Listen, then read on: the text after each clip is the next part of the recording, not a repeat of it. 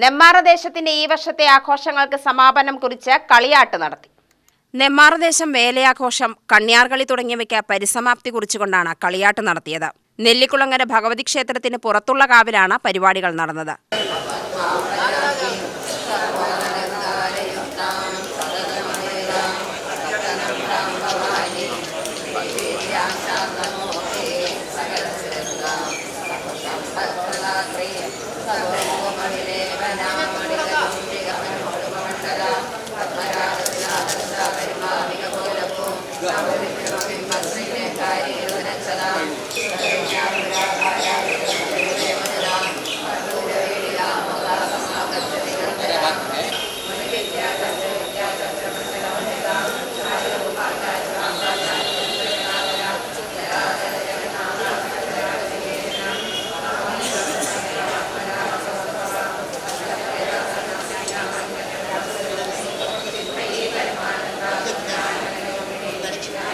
സമൂഹപൂജയുമുണ്ടായി.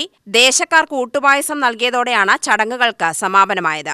ദേശക്കാർണവർ K Ramachandra Menon ചടങ്ങുകൾക്ക് കാർമ്മികത്വം വഹിച്ചു.